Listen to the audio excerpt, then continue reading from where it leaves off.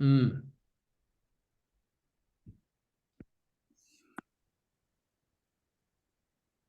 Hello. Hey, The Paula. teacher. I know, I thought it's a teacher meeting. I only see you. Hi. Good evening. Hello, Paula. Hey, Paula. Hi. Nice to meet you finally. Yes. Put a face to your name. Yay, we're getting Shaktis. Good to have some Shaktis. Oh, Another terrific. one for streaming in. Oh, another one. Welcome, Hello. Lisa. Hello, Welcome, Lisa. Hello, good afternoon. Hi, Daniela. Welcome, Daniela. Hello, Daniela. Welcome. Where are you based, Lisa and Daniela? I'm in Portugal. Are you in Portugal? Okay. I'm Lisa? in Granada, Spain. Okay. Lisa, you're Hi, Julian. How are you? where have we met? We met in Portugal in 2019. Yeah, your voice and your face is super familiar. Right. Well, I have a lot less hair when you first met me. Yeah. I had gone to, well, I knew Jane, and then I met you through Jane. Ah, cool. Yeah. We're in central Portugal. And actually thinking to move back down to the Algarve, where we used to live 12 years ago, which is exciting. Yeah. Nice. Nice to see you again. Yeah, good to see you. Elisangela. Hi. Elisangela. Where are you? Where are Yeah, you I know, but I'm used to Elisangela, so it's yes, I'm Elisangela from Mozambique. Nice to meet you. Nice are to you meet in you. Mozambique? You're in Mozambique now? Yes, I am. Anna, welcome. Hi, Adrienne. Thank you. Hi, sorry. Oh, here I am. Hi, everybody. Good to see you all. I'm in Ireland. I'm in close to Dublin. Right. I want to apologize at the beginning by saying I'll be moving around. I may have my camera off at times. I'm a little tired this evening, so but I'll be listening all the time. No problem. Thanks. We're just letting a few people filter in. Yep. Tonight, we're going to welcome Peter Littlejohn Cook to speak, and I'll talk about what you might have read. And we're going to invite everyone to a community body poem, which has been a regular feature of some of these calls. I think we'll begin very soon. We'll just see if a few more join. I'll allow, if everyone's okay, I'll allow others to join at any time. And I'm recording this. These recordings are available on Pete's YouTube channel and my own, Fire of the Heart. Is that your? Yeah. Yeah. Fire of the Heart, Pete Bampton, and mine's Integrating Eros, this name here on YouTube. This was a series that we were calling the Shiva and Shakti Temple Talks, and we have a retreat coming up in Portugal, 28th of March, and we've decided to rename it Embodied Awakening Retreat, Easter Immersion, and these calls also to point to the more practical focus of this rather than a philosophical focus, mainly. And we had many requests to change the name, so we've yielded. Okay, I think we've gathered a good number for the start. Oh, here's one more. Roll off. Yay. JP should be joining at some point.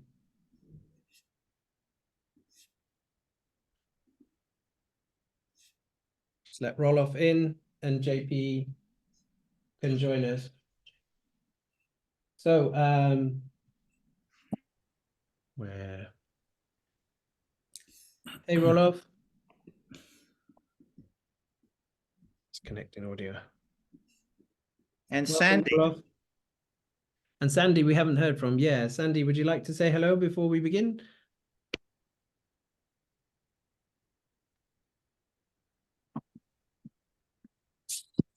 There she is. Hello, everyone. Good to meet you, Sandy. Nice to meet you all. Thanks for joining. Great. Yeah, great to be here. It was through Paula, so, very grateful. and really glad I'm here.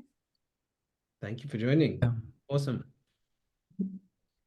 So I invite you for the first 7 to 10 minutes into what's called a community body poem. And this is an opportunity for us to meet on a bodily level, on what sensation, what's alive in our bodies, in our body mind right now. And I invite you to get really comfortable, to be supported at your back if possible. So just getting comfortable for a moment. If you need to shift a little bit to support your body, this supports us to come out of the action sympathetic nervous system and down into down regulation a little bit with the back support, telling the body that there's nothing it needs to do, there's nowhere you need to go, and that this time is for you to notice what's going on in your inner landscape for a while, separate from our stories and the rest of the day that's been before us and what's coming ahead. So inviting you to feel this support if you've now got some for your spine. And it might be interesting to pay attention to the effect of gravity on your whole body. So what would it be to let go of the holding in my muscles and tissues?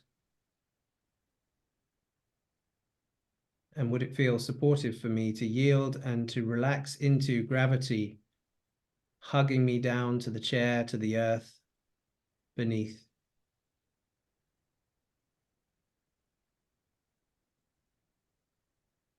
We bring our awareness, zooming out and generally being aware of all the muscles and tissues of the chest, the legs, the arms, the face. And noticing the breath entering the body and exiting the body.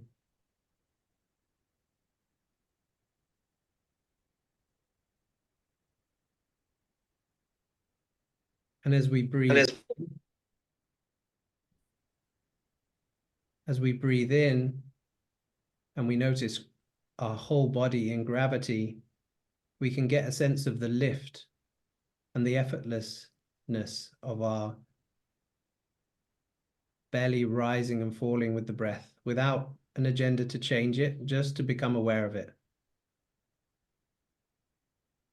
And then there can be an invitation to release the body to the in-breath and release the body to the out-breath.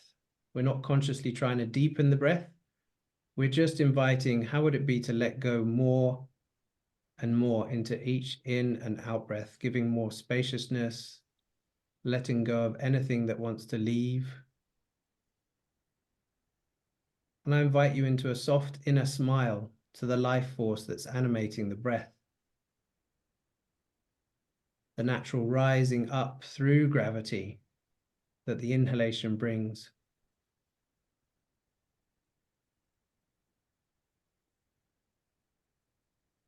And the expansion and deepening that's possible on the inhalation. And planting in this inner space full permission to notice what's alive in me. Is there an emotional tone, a thought, a feeling, a sensation? And I invite you to, if you're unmuted, speak a word or words that come close to describing what are you noticing right now in this moment? Is it on a sensation level? Is it something in your surroundings or something else? And if you feel to type it, I invite you to lean forwards and type it in the chat, or if you prefer to speak it out. And we're going to feel and hear each other's words, and I'll combine those and read them back as they appear as a community body poem, coming into one body in this Zoom meeting, united by our sensation and receptivity to each other's resting tone as we enter this space together this evening.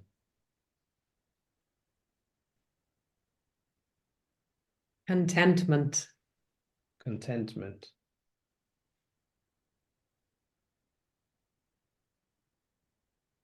Release. Release. Expansion. Expansion. Enjoyment. Enjoyment. Back to zero. Back to zero.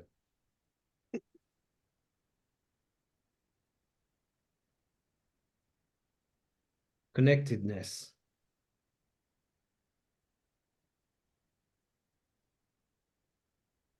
So continue to share as they come up or type them in the chat. And as you hear other people's words, our associative memory channels start to fire, and we might have other sensations or noticing as we open to receive each other in this space. Full acceptance of exhaustion, letting go of trying to smile or engage, deeply happy. Contentment, release, expansion, enjoyment, back to zero, connectedness, back to zero, arriving, back to zero.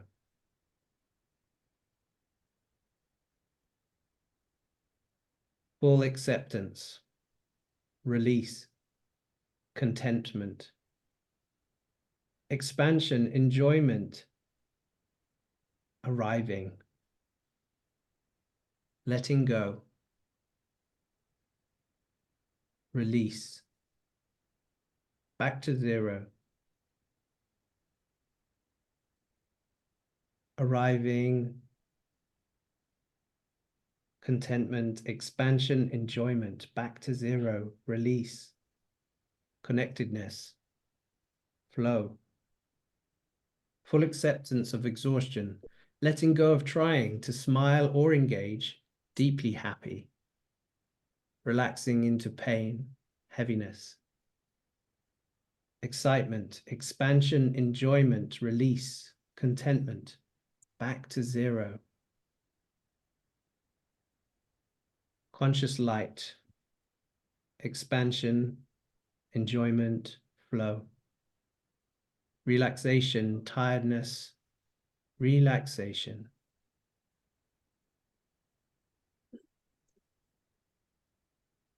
heaviness, relaxation, heart space, compassion, back to zero, enjoyment, contentedness, connectedness, flow, conscious light, relaxing into pain, heaviness, heart space, compassion, transcendence of attention, expansion, conscious light, flow, arriving, full acceptance,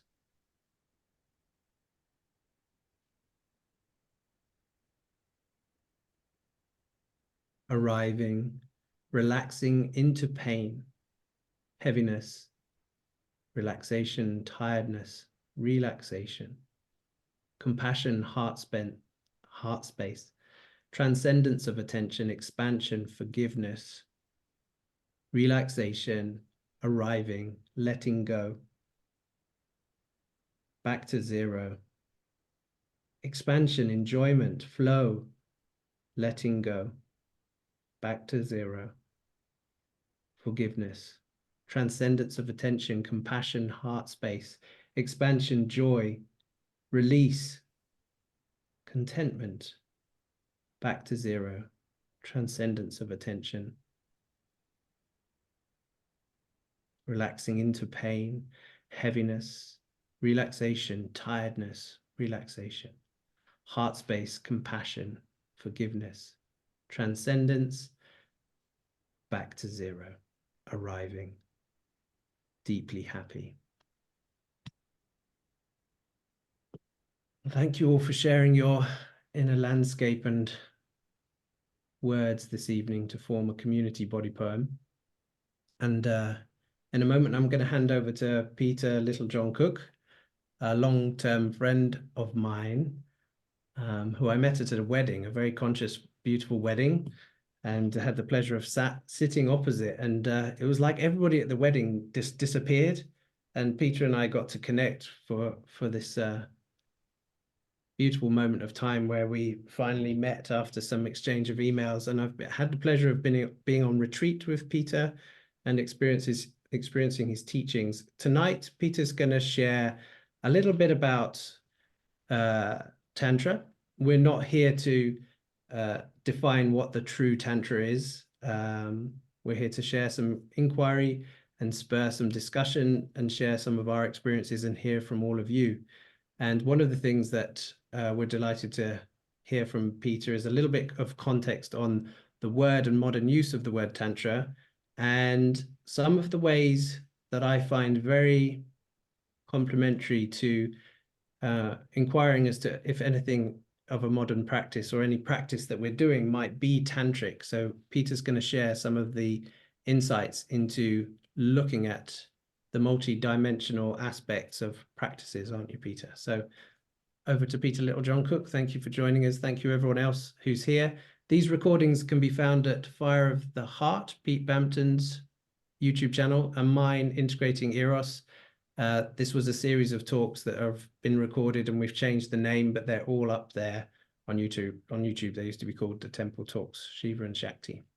So you can find this recording with those after tonight and share it if you feel to.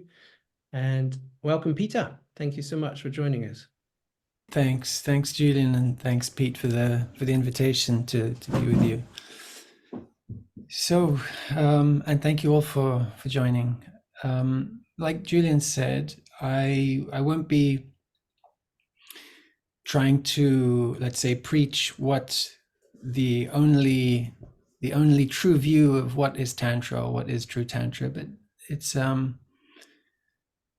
I can share a framework that I came up with as a result of giving courses about Tantra, beginners courses and courses for people that have experience with Tantra, people who are Tantric therapists, teachers within the field of Tantra. And so the challenge arose to, first of all, be able to define what we're talking about.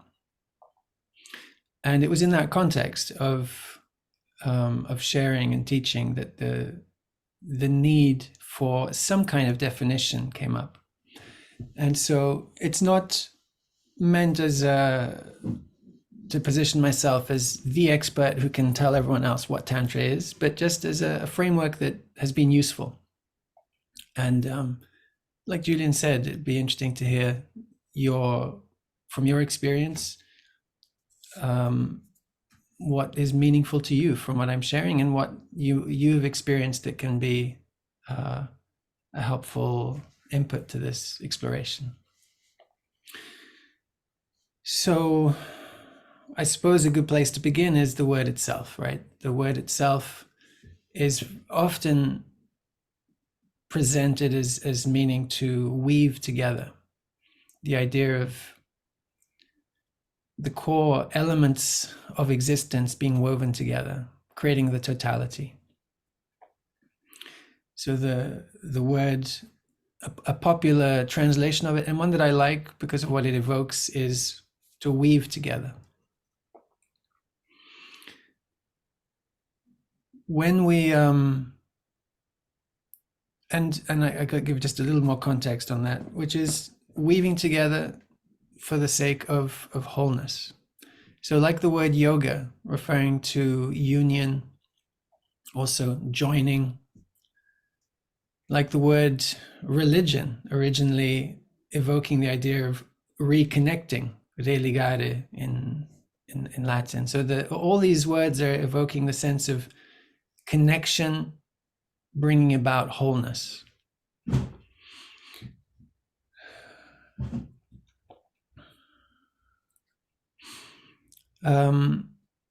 One of the controversial aspects, let's say, of the question of what's real Tantra would be if you've been in the field or studied and researched and engaged in forums on the subject, you'll see people sometimes quite upset about different approaches, and some saying this is the only real approach to Tantra, and others saying no, Tantra is whatever you want it to be. So given these disagreements and given the difficulty in people coming to an agreement really on what is Tantra, that's why it can be challenging and interesting to explore this question. So the word neo-Tantra comes up when the question of what is Tantra is put. And sometimes the word neo-Tantra is used as a put down, you could say, when someone is saying, it's not real Tantra, it's neo-Tantra. So some people will use the word as implying something less good, less real than Tantra. But that's not necessarily the only way to use the word. It's simply, it arose originally with Osho. And Osho was teaching something that is in some ways derived from Tantra, but he recognized that it was not traditional Tantra, and so he used the term neo-Tantra for his own work. And since then, neo-Tantra has become applied to not just Osho's work, but any, let's say, Tantra-related work that is modern and that doesn't have some characteristics that are considered traditional.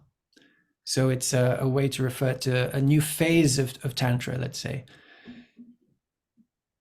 Some people use the word neo-Tantra to mean any Tantra that has a sexual component. So someone would use that term in that context thinking, well, Tantra, normally it's not about sex. And so there's this other approach that is about sex and sexual energy and sexual pleasure. And so if that's the orientation, then it must come under the classification of neo-Tantra.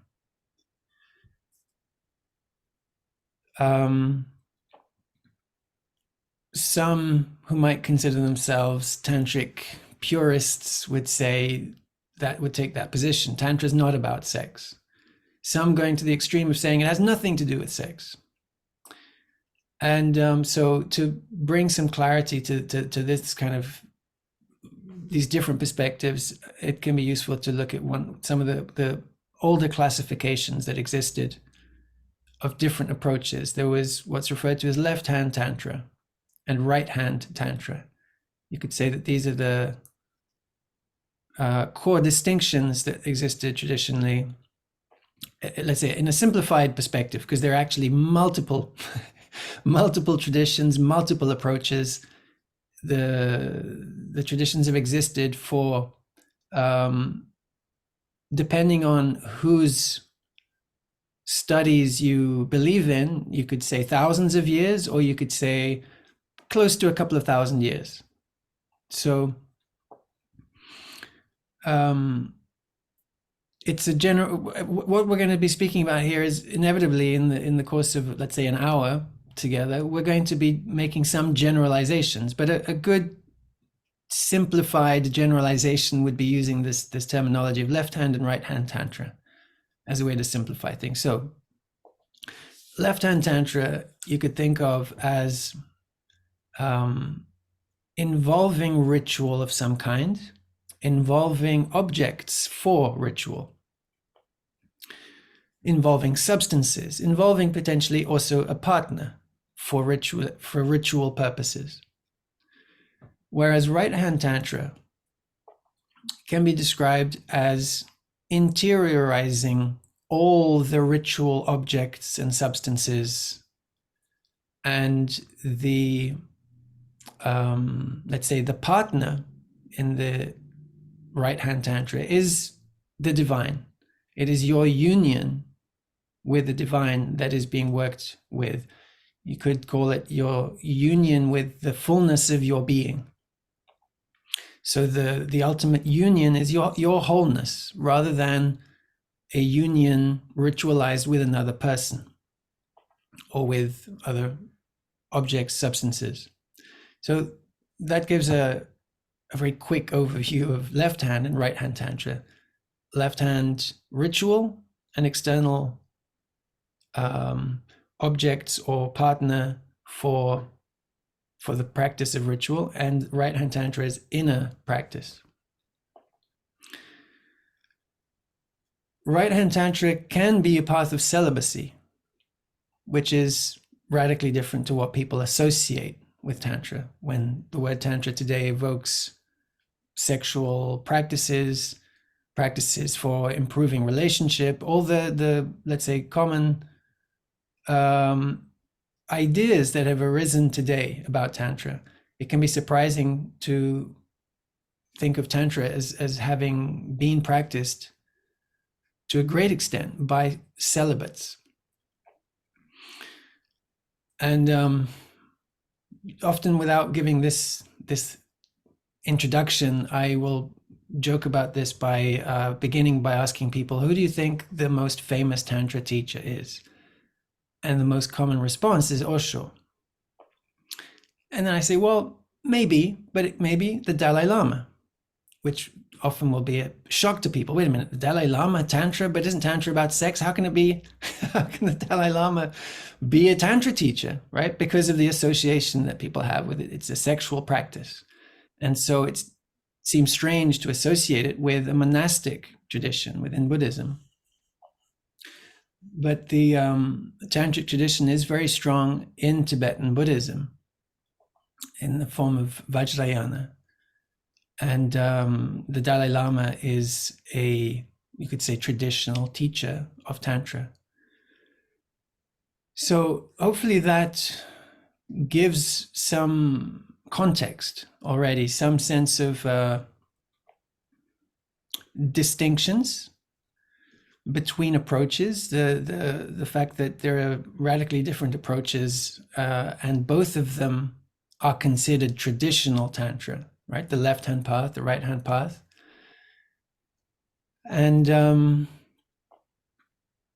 I can give the framework that I've used to introduce the subject, and hopefully this will be also helpful to you. This will take a little longer, but 5 minutes perhaps of explanation. I'll try to keep it short.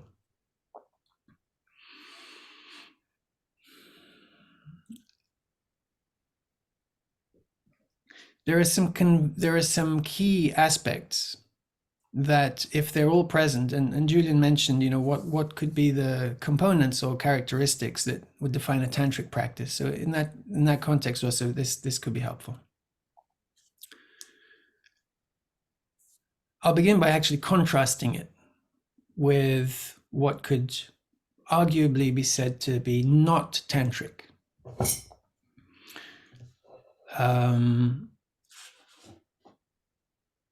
The idea that if you, and I'm going to say this with some joking, I don't want to upset people too much with my humorous approach to it, but you could say that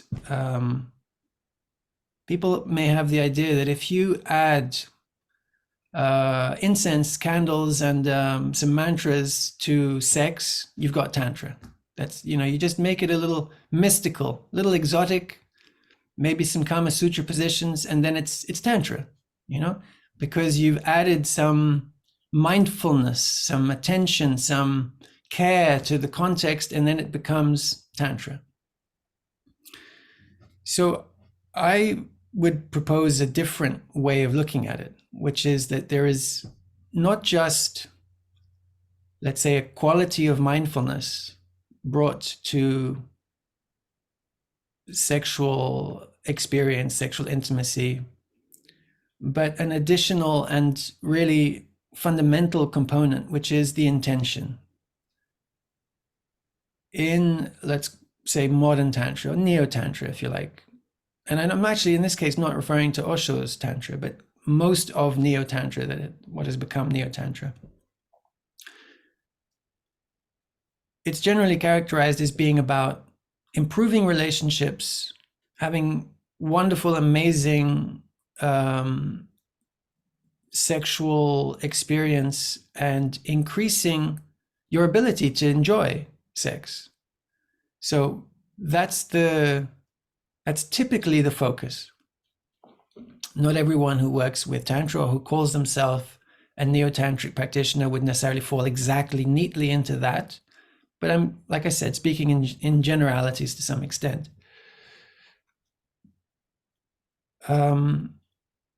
What I sometimes say is that those wonderful experiences of improving relationship, deepening sexual connection, sexual pleasure, these can be side effects of tantric practice, but they're not the goal of tantric practice.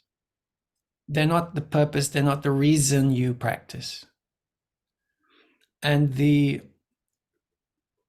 orientation makes a difference to the outcome. So I would say that a true Tantra would be rooted in the commitment to liberation. And you can think of liberation, again, trying to be succinct and speaking in simple terms, you could say that liberation is managing to release your beliefs, attitudes, habits in how you normally experience your sense of self, your ties to concepts, and able to come into full aliveness, full beingness, a sense of contentment and fullness as, let's say, an inherent quality of your being. Knowing yourself as that fullness. You could think of that as a way to speak of liberation. And perhaps to make it easier for this idea of liberation to be meaningful, again, contrasting it. You could say that if you're feeling always that you have to achieve something, be something, do something, change something in order to be more happy, more free, more evolved, more something, then that is the condition in which you're really seeking some kind of liberation from your discontent, your restlessness.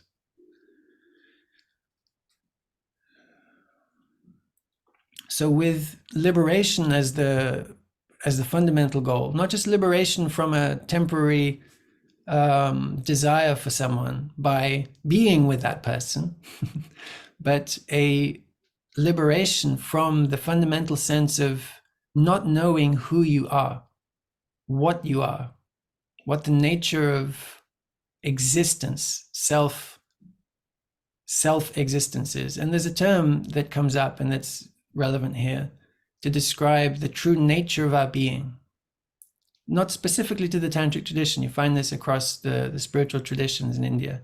Sat Chit Ananda, which can be translated as being, consciousness, bliss. And so the practices that are really intending to bring about this realization, lived realization of being, consciousness, bliss, those practices, whether they are inner practices, practices with ritual, practices with a partner, if they're oriented towards this ultimate realization, you could consider them tantric.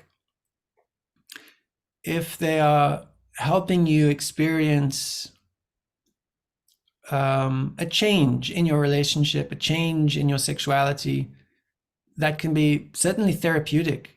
It can be wonderful on many levels, but it could be argued that it's not technically Tantra without that component of liberation at its core.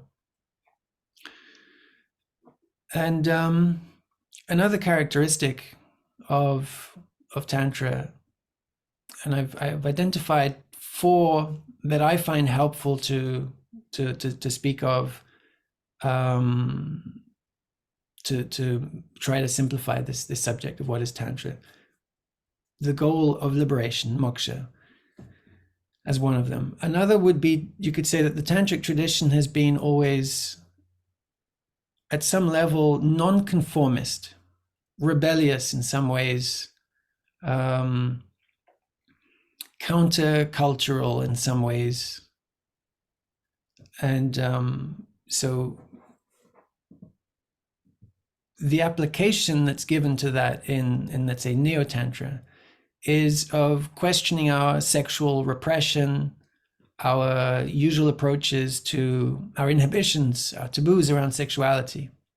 That's one way in which you could say non-conformity is applied within modern Tantra.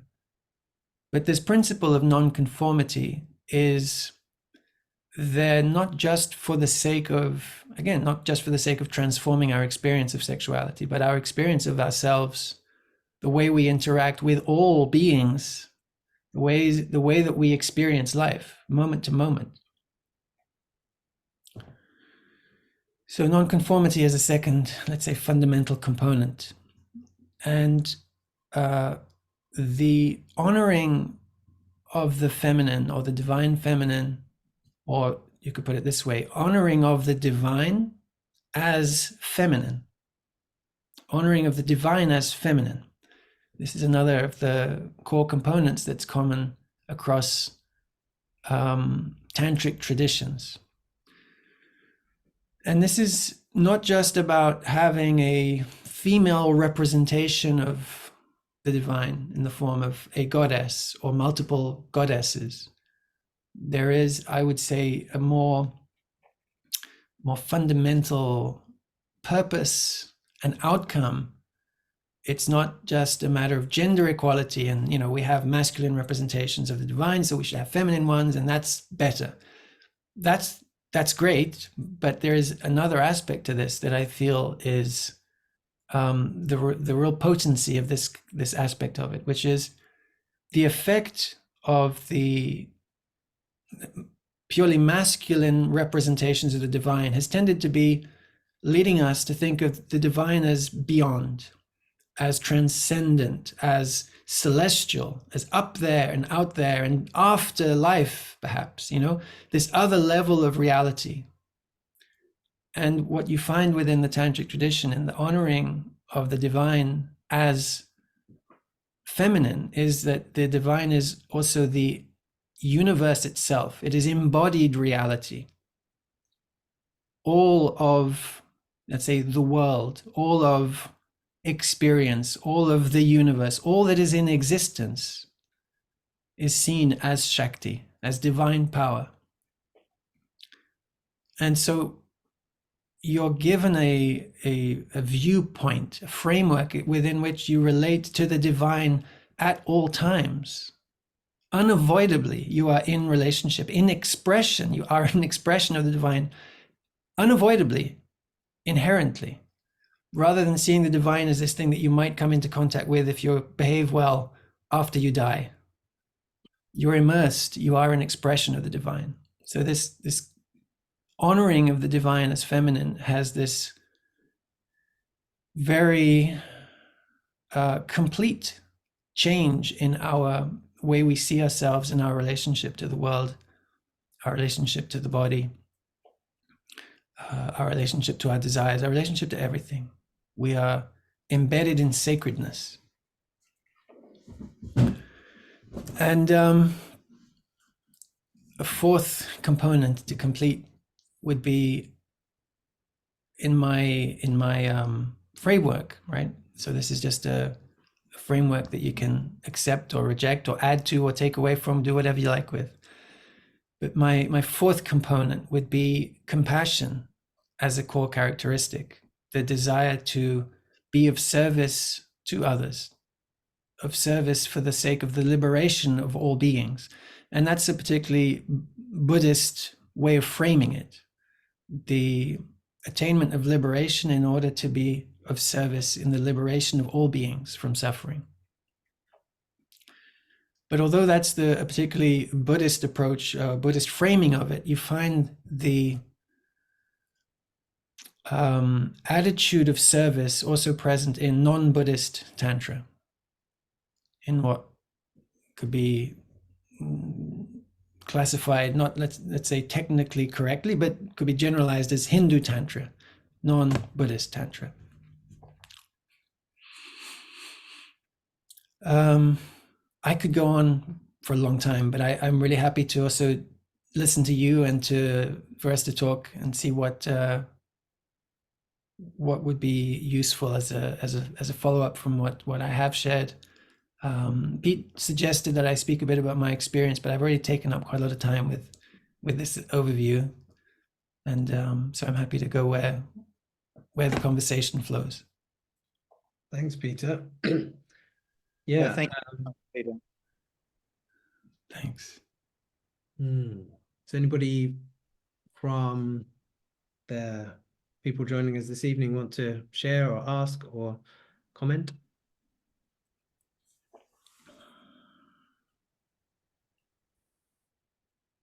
Yes, I will.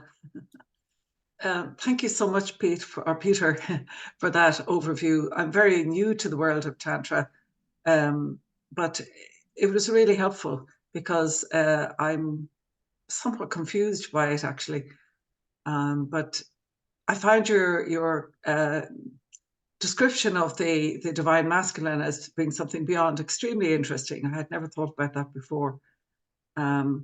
And I'm really speaking from a position of ignorance, but except not quite ignorance, because I'm actually going through a very, very strong transformational process at the moment. But the one thing I just wondered about was when you said the divine feminine as being a very important component of it. I just wondered then about the divine masculine, because I know from my own point of view, I have such a deep desire to the divine masculine present in the world, whereas there seems to be a lot of focus on the feminine. So there's just anyway, I have many questions, but thank you for that. It was great. Thank you for your feedback, and I can give a little response to that, because it sounds like what you're saying in relation to the desire to see the divine masculine alive in the world, that you're referring to, let's say, a healthy, sacred, and you could call it divine masculine, embodied, right? Embodied. And like you said, there is a lot of celebration of the divine feminine arising in spiritual culture, certainly, and in not just in spiritual culture, but it's being emphasized. So what I would say is that when in Tantra, Shiva and Shakti are spoken of, it's actually not specifically about, let's say, men and their sacredness and women and their sacredness. It's actually a different, you could say that masculine and feminine are being used more in symbolic terms. And so the archetype within the non-Buddhist Tantra, the more Indian Tantra, the archetype for the masculine is Shiva. And Shiva, for the most part, doesn't represent a man. Shiva actually represents eternity, represents the vastness of beingness, pure consciousness, what the Buddhists might call Buddha mind, Buddha nature, unconditioned beingness. And so it's not the, let's say, idealization of a man, but a reference to the unconditioned self, genderless, really, unconditioned self. And Shakti, although these are depicted in some contexts, not in all contexts, that's the thing that can take a bit of time to figure out, is that Shiva is sometimes depicted as in a human body, as a man, right? And Shaktis are represented as goddesses, again, in human bodies, as women. But they are, let's say, these images are portals to something that is beyond the human form, beyond our understanding of gender embodied in human beings. There, to some extent, in some stories, they also play into masculine and feminine and man and woman, but that's a relatively small component of the use of these symbols and so Shakti is divine energy, which is why it's not, let's say, something that only women are or only women have. All of existence, all of manifest existence is composed of Shakti. So in that sense, you could say a man is 100% Shakti, right? The physical form. It's all Shakti, as all that we can see and touch is Shakti. I think I understand now. I think you're talking about the traditional theistic religions would have always looked at the beyond, the next life, if you like. Whereas I think the feminine principle you're talking about is the fact maybe that in the Tantra movement, we're looking at what's here or who we are in this moment. Yeah, thank you for that. I don't want to take up any more time. Thank you. Yeah, thank you for bringing that up, because I think it was an important thing to clarify. Yeah. It'd be interesting who, excuse me, who here has some inquiry so that we could map the time a little and see if there's any similarities of questions. So I would love to have a check-in now for who's got something burning or some inquiry that they would love to have unpacked a little bit tonight, or a request for a certain type of practice that we might share, and then we can split the rest of the time up. These sessions are usually 90 minutes. Excuse me again. So who here has something that they might like to touch on, and we can see what we have time for, and maybe there might be a line of inquiry that might have some similar questions. And I invite anyone who fundamentally disagrees to speak up as well. Because that's always interesting to see. We can go deeper through seeing where what I've said just totally contradicts your understanding. Mm.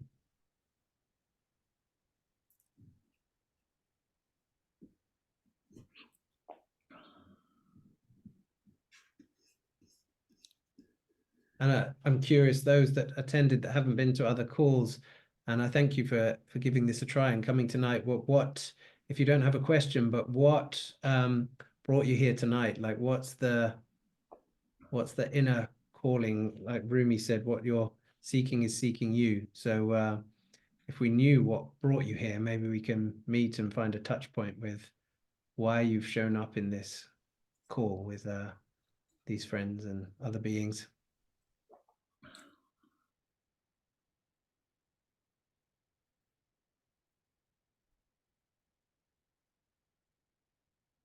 Can you put us back on full screen? I've put us back on the shared screen. Yeah, not Yes. pinned. Yeah.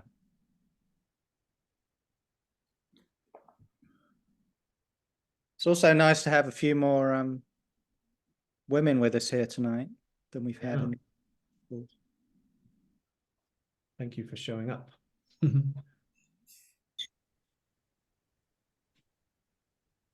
The topic, the change in title is a focus on the embodiment. Peter there mentioned about embodiment. And for the retreat, it's an exploration of how can we explore polarity and explore these different aspects of self that show up in any gendered body and any identification.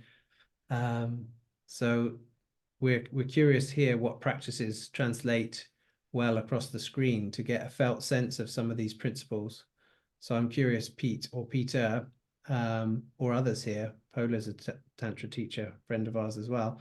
In your experience, what supports to get a sense of this pure consciousness or pure expression in the dynamic? So the original title of these talks was the sacred dance of Shiva and Shakti. So I could put it back to Peter Littlejohn Cook, but I'm opening this up as an inquiry for anyone to share experience of how these different aspects of Tantra show up in your life, or what you've practiced in order to gain a deeper awareness of these principles in the living experience of human relating and spiritual practice.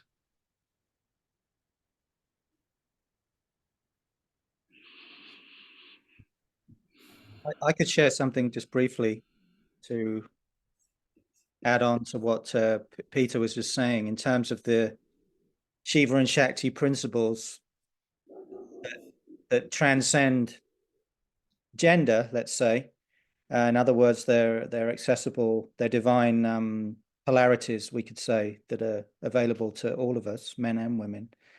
And an aspect of my experience, especially in working for many years with men, is that I think one of the key components for men to not only bring online what we could call the divine masculine, in other words, a masculinity that's sourced in Satchitananda, as Peter was saying, being consciousness bliss, but also to bring online what we could call Shakti, or more the divine feminine side, is brotherhood, because most men, if they have a more meaningful or profound or intimate relationship, it's usually with women, and I'm talking generalizations here. That was certainly my case in my younger adult life. And while men can tend to have a lot of fun together and compete and joke and enjoy, you know, there's a taboo in the West, especially amongst men, to not expose one's vulnerability. And yeah, I think we're all aware of that. But it's definitely my experience over many years now that when men actually recognize the value of brotherhood, of coming together with other men, there's a beautiful phrase that Robert Bly used to describe this. He called it the sound that male cells sing. And in that coming together in brotherhood, if it's really deep spiritual brotherhood, not only is the divine masculine potentially discovered and magnified, but also what we could call the divine feminine, which would manifest more as a capacity to feel, an open heart. And I often characterize the divine masculine as more to do with a strong spine, a strength that's sourced in humility. So, and then it's interesting to see, but I've observed in my work also with men and with women, that the more a man is able to bring online and integrate the masculine and feminine essence, Shiva Shakti, in himself, and the more a woman is able to do the same, we don't become these androgynous, depolarized creatures. Men become more fully who they are as men, and women vice versa, because we start to discover a spiritual freedom and embodiment that is sourced in the divine, that is not to do with trying to be equals or competing or reacting in this war of the sexes that so characterizes Western culture.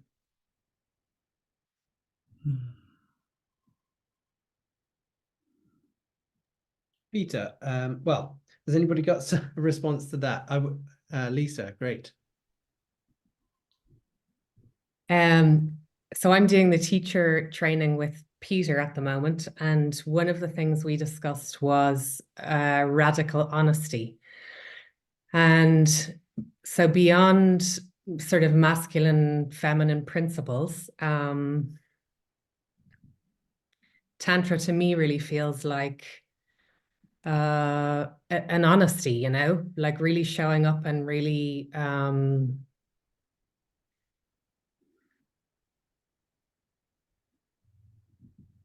really being honest in the world. And that takes a lot of courage, you know. Mm. Thanks, Lisa. Can you say a bit more about your experience of that? Also as a woman? Yeah.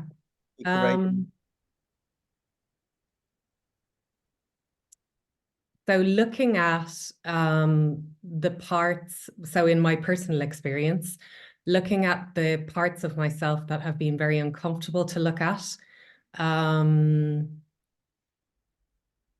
being really honest with myself about those parts and trying to integrate them and not feel shame around them. And also through doing that, trying to create a space where other people can do that too, you know, where there isn't shame around who we are or how we express ourselves or what our truths are. Because it still feels like a lot of people are moving through the world with masks on. And to me, my feeling of Tantra is that it goes much deeper than that. It asks us to go much deeper than that. Does that make more sense? Yeah.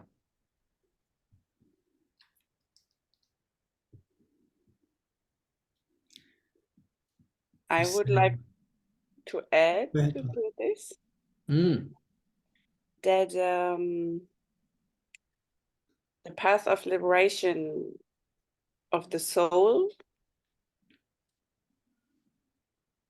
eventually of the soul, but then here of earth, it's the liberation from ego, and that requires self-awareness and honesty with ourselves, because otherwise we wouldn't be able to see and understand what we want to liberate ourselves from.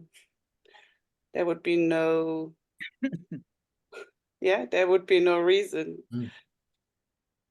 So that's the inner honesty. And then the love helps us to not be ashamed and guilty of the ego, the protection patterns, the masks that we learned to wear. And that's also the compassion part.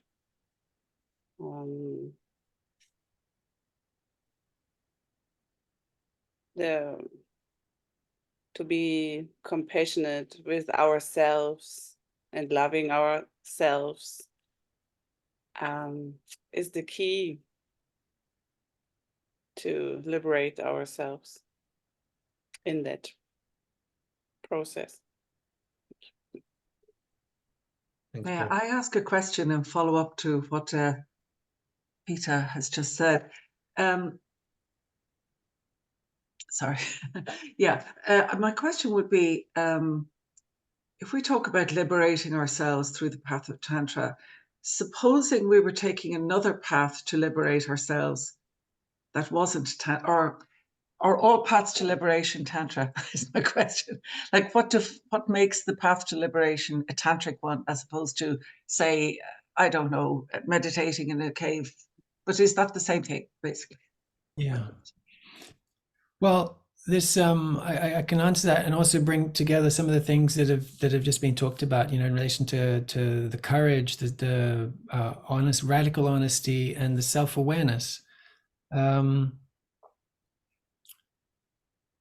Tantra has been stated to be a lightning fast approach to liberation. In the Buddhist tradition, where the idea of reincarnation is part of the worldview, it is stated specifically that Tantra is a path that enables you to experience liberation in this lifetime, in a single lifetime, which is a radical statement within that worldview, where it is usually taken for granted that, you know, it's going to be lifetimes. You're going to dedicate yourself to lifetimes of practice, and eventually you'll experience liberation. And so there's something in particular about Tantra that is seen as different to, even within Buddhism, to the non-tantric approach, the sutra approach.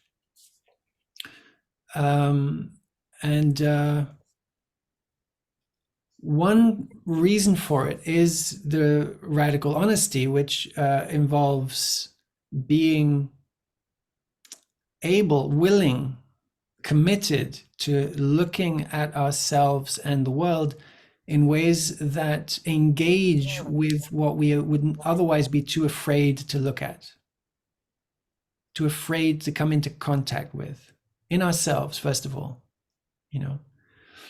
And so the willingness to actually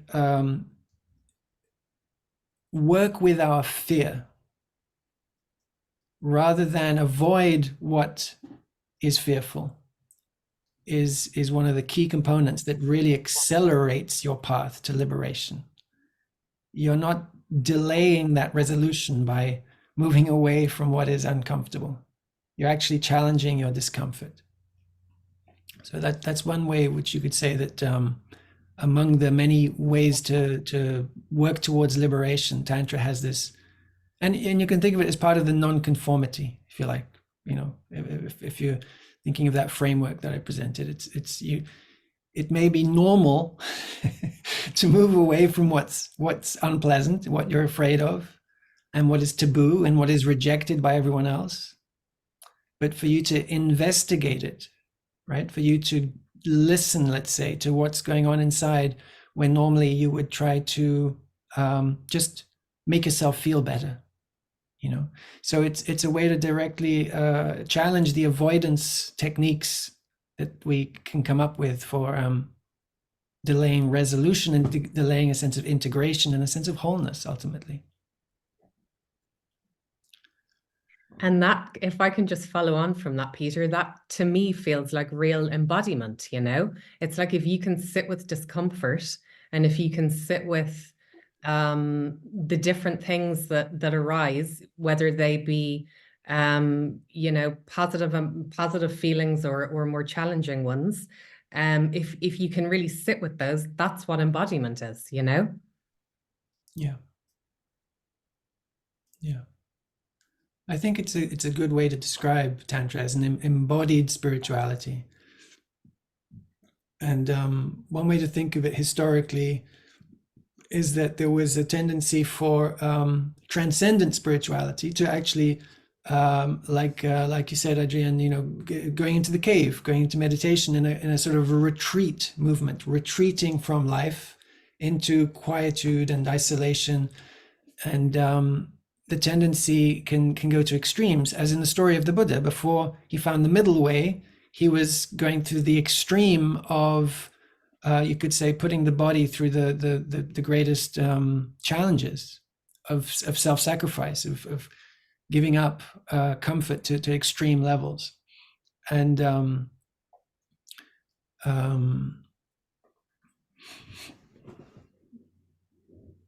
yeah, I can't remember what else I was going to say. It's slipped my mind now. I was going to say something, Peter. May I jump back in again? Do you mind? I'm sorry. Yeah, go ahead. Yeah, go ahead.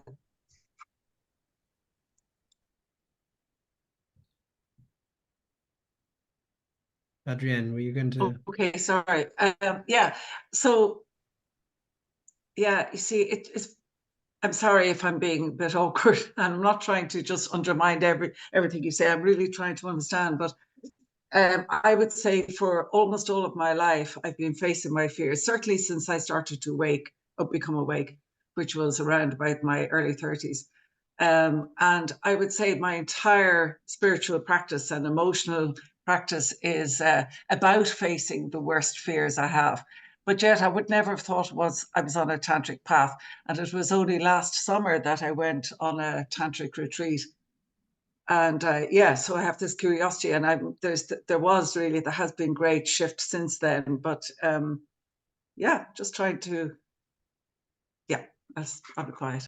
Yeah, no, you're not undermining what I'm saying at all, and it gives me an opportunity to just kind of reinforce the thing that I was saying in some sense. You know, the challenge of your fears is one component and a really important one. But if you want to use this framework to get a sense of is something tantric or not, you could say, well, is there also the relationship to all of life as sacred, right? I refer to Shakti being the universe. So therefore, another way to put that is everything is divine and sacred, all of existence, inherently. So if that is also part of your worldview or what you are practicing, let's say, you're practicing that relationship, inviting yourself to experience the world that way. If that component is also there, then that would be another one of the ingredients, you could say, of the tantric approach. Yeah. We could say, though, you can consciously pursue and use the framework or other that Peter has laid out to consciously craft a life that you wish to feel is authentically tantric. But there are many in the last few years, and actually why I've come to be collaborating with Pete Bampton is there are many other things that don't identify as tantric, but if you pass them through those criteria or alignments to the 4 elements that Peter has shared tonight, they could be seen to be tantric. And I find that quite beautiful, that not only people who aspire to be tantric practitioners, to me it also alludes to the universality of natural laws and how those divine, you could say divine law, is manifest through multiple streams of consciousness and traditions and practices. And I found that quite warming to look at. For example, body poem that I practice is based on radical acceptance and the understanding that without self-awareness and acceptance, how are we ever going to evolve and change? But the irony that to fully accept yourself as you are is the greatest catalyst to change. That so I think what Adrienne is sharing, you might have been since your mid-30s a tantric adept and not even known it. You could smile and say, oh, wow, yeah, I really align to those values, and actually I could call myself a tantric practitioner, or I could enjoy the benefits of these similarities and overlap between Tantra and what I was already doing. And I see that happen more and more, Peter, in really great things that are working well in the world, as in service of humanity, liberation, compassion, and respect for all manifest forms of life, for example. Yeah, I like what you said about universal principles, because it could be said that not all paths are tantric, but there are elements of Tantra, there are, let's say, tantric principles embedded in all paths to liberation. Because Tantra, you could think of it as spiritual technology. It's basically what works, right? And so many traditions have found approaches that are helpful, that work. And so there are parallels between what you find in, let's say, formal tantric tradition and in other traditions. There's very clear parallels between them. And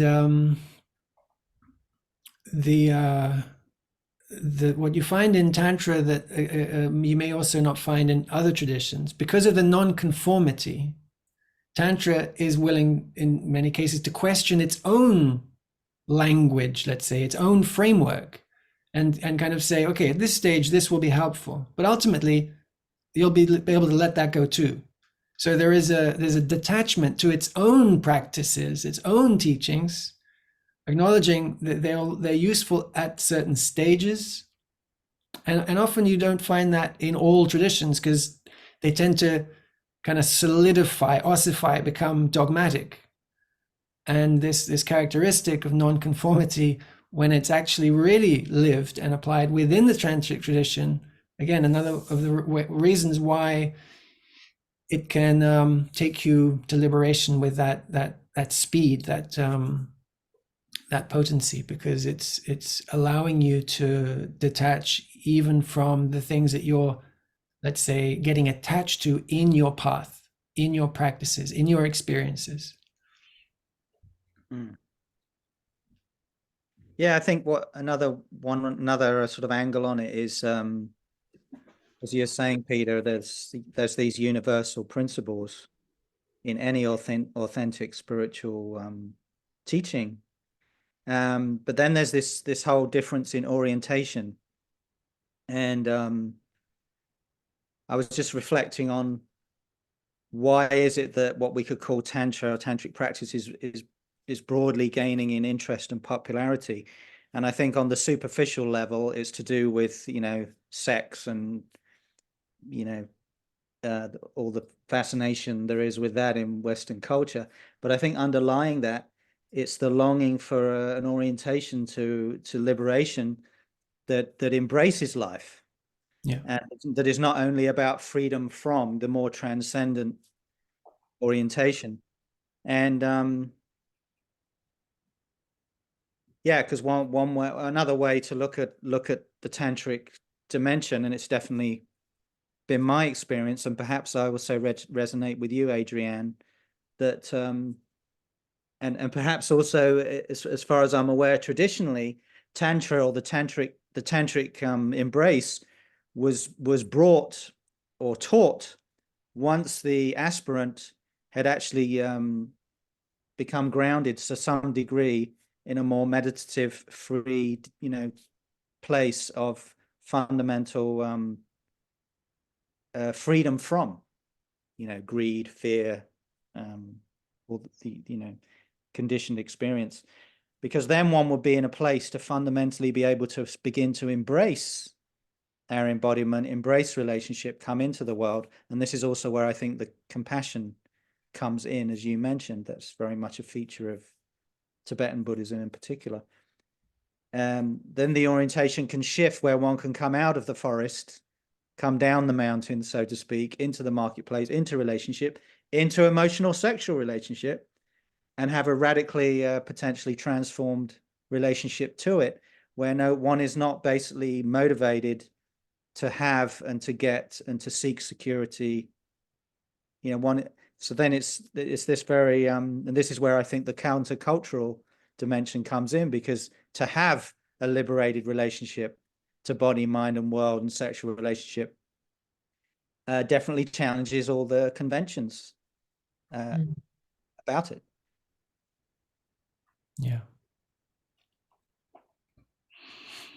Yeah, I was participating for a few years in some gatherings called the Science and Non-Duality Conference, and I distinctly saw over the course of a few years the shift from a focus on, you could say, non-dual teachings, Advaita, and there's a sort of a contradiction that is hidden in a lot of the non-dual approach, which is it's actually dualistic. It calls itself non-dual, but it refers to all our experience as illusion, as Maya, and so there is a sense of pointing to reality beyond your experience. It's the way it is often applied is in this sort of transcendentalist kind of way. And it could be important to also say Tantra doesn't only say your experience is sacred and all of the world and the universe and all is sacred. It doesn't only say, it's not a way of saying, just drop all your spiritual practices because everything's already done, it's all sacred. It's not quite that. It can be misinterpreted that way, that you can be just satisfied with things as they appear to be today. And this relates a bit to what Julian was saying about the radical acceptance that creates transformation. In engaging with yourself, with the world, with others, in this, let's say, from this starting point of sacredness, it's not that nothing changes other than you see it as sacred. Everything changes because you see it as sacred. And this also relates to what Pete was saying in terms of, you won't be grasping for so much if there's an inherent sense of peace, an inherent sense of fullness, of freedom. And so there are subtle things that make a big difference. There are things that people might think, oh, that's tantric philosophy. the idea that the world is Shakti and the universe is sacred, it can sound like a belief system, something that you believe or don't believe, but it's something you practice and experience. It's not actually just philosophy. It's a way of engaging with the world, a way of tasting existence. I'd like to point to something around trauma awareness and embodiment, and this putting down of masks that I feel might be useful to share in the space around inner resource. So there's practices where we can look at metaphysical, emotional, object resources that we might have on our body, in our space. And when I've done these practices, I've tuned into having a wish for others that we would have more connection to our inner resource. And this reminds me of, you know, Eckhart Tolle and other people's pointing out of the pain body, and something that Peter has just shared about, and Pete Bampton, about first practicing perhaps some detachment from the manifest world or conditioned world, and first finding some inner peace that we then may have the resource to come back to the world and practice in connection with our authenticity. And many layers can be seemingly in the way of that naturalness or sense of wholeness. And I mentioned it in another call that my friend Philip Shepherd talks about. The primary wound of our culture is a cleavage between thinking and feeling, and doing and being. And actually, how do we resource? You know, it's quite a privilege to have the resources, the space and time for contemplation. So I acknowledge that we've all had this and still have this time together tonight, and how lucky we are. And also the shift whereby we can, some talk about the spiritualized ego or the spiritual honeymoon as a gift towards letting go of some of those identification layers of pain or story, which keeps us from bliss or Satchitananda.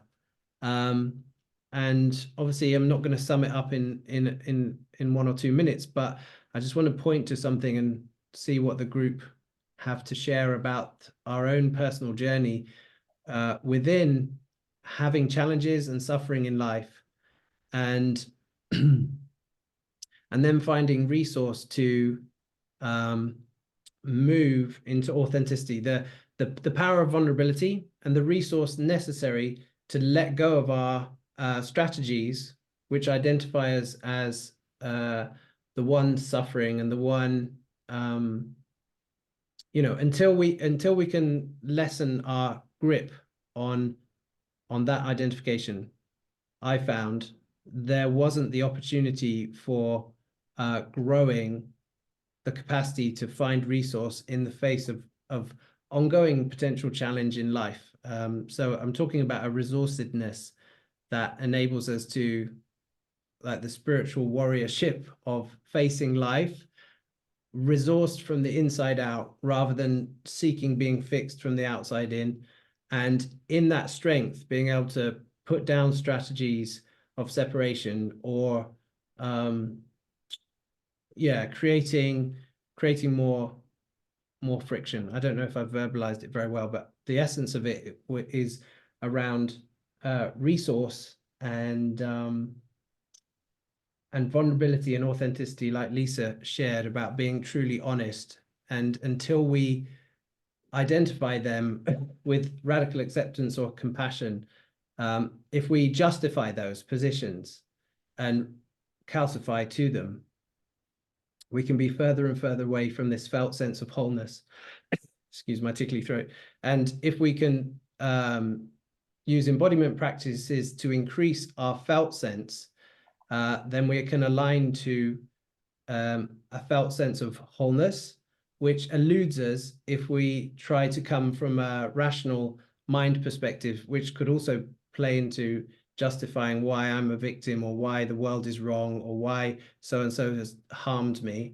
And I see in your practice, Peter, this understanding and inquiry is, if we're receiving this kind of behavior that might be perceived as an attack. One way, like in nonviolent communication, is to bring to the compassionate heart the inquiry, what could have happened to this person for them to be acting in this way, in which unity comes and the potential for healing and transformation. So I feel quite tired tonight. I don't know if I was made that clear at all. I was a bit rambling, but something there That about... was beautiful. Oh, okay, Lisa. It made a lot of sense. That's very kind. Yeah. Yeah. I think it's important from an embodiment perspective, and also to understand the nervous system's role in that, and sovereignty and agency and choice, because once we start to trust, as Betty Martin says in The Wheel of Consent, once we start to trust, notice, value, and communicate our authenticity, then we live from a perspective of sovereignty or sacredness and self-respect, which can set healthy boundaries and limits around that vulnerability, but a courage to express it. And I think that's very powerful in support of people's evolution and ultimately liberation, but also moving from a suffering self to a happily empowered self that can then let go of the bridles of control of a personal ego and have the courage and spaciousness to step into the unknown, something like that. Yeah. The question of what makes us disconnect from our, let's say, our wholeness, what makes us disconnect from peace, what makes us disconnect from others, what happens that gives us the impression of the feeling of fragmentation, which you could say is the beginning of a spiritual path, right? The desire to bring about a change in what we feel, a change in what we're seeing, the search for sacredness. It comes from having lost the feeling of sacredness or the feeling of wholeness. And so a framework to make sense, you could call it a sort of a spiritual psychology, tantric psychology, is part of the component that I work with to help to, rather than just, let's say, trying to jump beyond concepts today, now, like just give them all up, just let them go. To some extent, there is that invitation as well. But if there is only that demand, let's say, that, oh, just throw away concepts are useless, then what you can find is that you're constantly judging yourself for having concepts and judging others for their concepts. So as part of the process, it can be helpful to see, how did we generate all this framing of things? How did we get so engaged in thinking and in conceptualizing? And part of the process can be to bring in helpful concepts, helpful during a process. I don't mean helpful in the sense that they will in any way substitute for reality itself, right? Or liberation and wholeness, but they can be softer, let's say. They dissolve ultimately these concepts. They're stepping stones rather than things that are rigid and that we hold on to. So connecting with some of what you shared, we can end up in spirituality, in personal development, in our lives, we can find ourselves grasping onto the positive that we've experienced and the breakthroughs and the knowledge we've acquired. And we can find ourselves getting attached to it because we see it as good, as having been fundamental perhaps in our lives, as really helpful stuff. And so it can be difficult to let go of the good concepts, right? The ones that we've put in the place of ones that we felt were wrong concepts. It can be difficult to actually question the good ones, the ones that we've now acquired and become comfortable with. And this split that you're referring to, Julian, of thinking and being, or doing and being, thinking and feeling, to the extent that we can feel safe in this present moment. And that's partly about how we're thinking of things, and it's partly how we are relating to our bodies in this moment and our breath and the sensations. The feeling of safety it's multifaceted, let's say. Because if we've got really attached to a belief about someone who is present, or a situation that is arising, or something, if we're very fixated on a belief, a concept, we can find ourselves restless because of it, agitated, feeling unsafe because of something we're holding in our minds. But we can also be carrying agitation from years ago, which is leading to a chronic sense of not being safe. And by working with both these levels, what's in the body and what's in the mind, let's say, or what's repeated over and over as words, as narrative, by working with all that we carry with us to find the sense of safety in this moment, a tremendous amount of transformation takes place through finding the feeling of safety in the present. The courage, that radical honesty becomes natural, because so much of what we're trying to free ourselves from are defense mechanisms that arise as a natural result of feeling unsafe. So it's not useful to fight with those defense mechanisms. What we need to do is to go to the root of them, which is the feeling of not being safe. And so much of spirituality and so much of meditative practice is about a kind of conflict with the mind. But by changing the feeling state, those conflicts become meaningless. They don't arise. By shifting from a place of chronic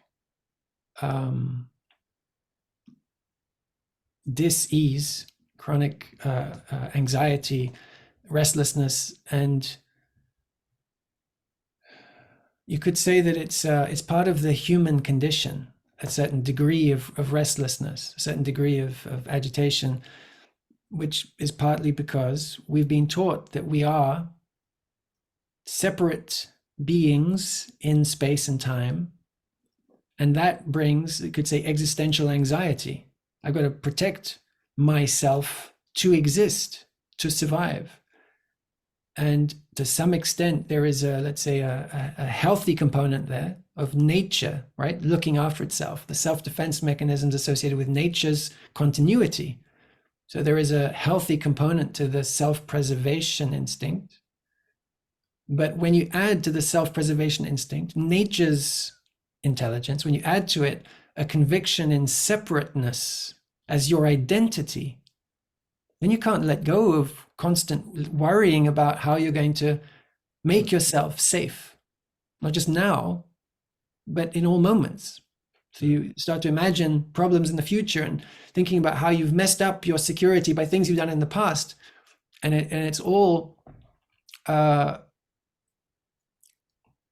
fueled by a fundamental conviction that you are this separate being existing in space and time. So this is another component, which you could say that what I was referring to as Shiva as your true identity. In the sense not of masculine is your true identity, right? Shiva is this transgender reality, beyond the concept of gender, the beingness. If the sense of beingness is recovered, then a lot of the agitation falls away. And that's the resource that during these practices in the last years in multiple groups that I've felt inside me that I wished that more people had. And I realized what I've worked at it, but what a luxury to also have had the capacity, space and time to have worked at something that serves me as a resource and that I wished for more and more people. That reminds me of our space and time, Peter. We're coming up, or we are at 90 minutes.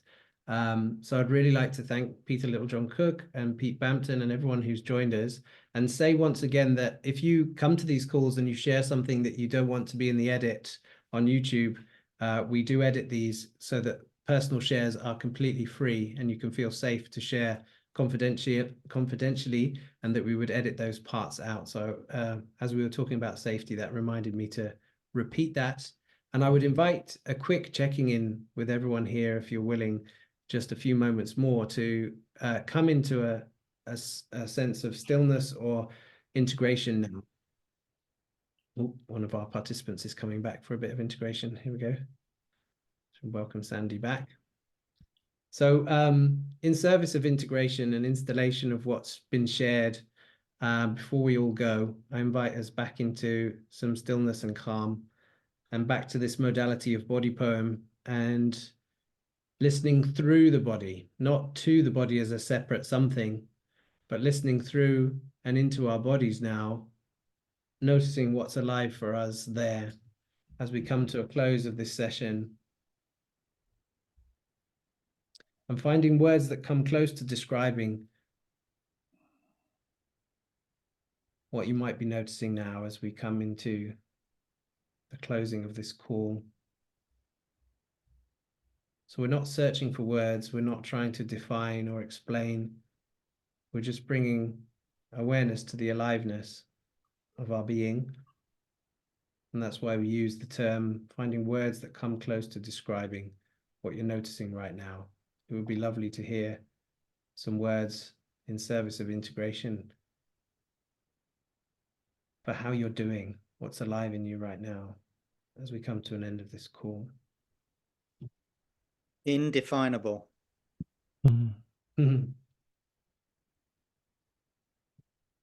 Connection. Buzzing heart. Presence. Revealing what is here. Light.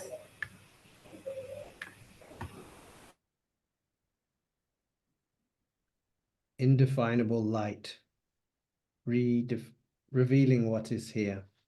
Presence, a buzzing heart, connection.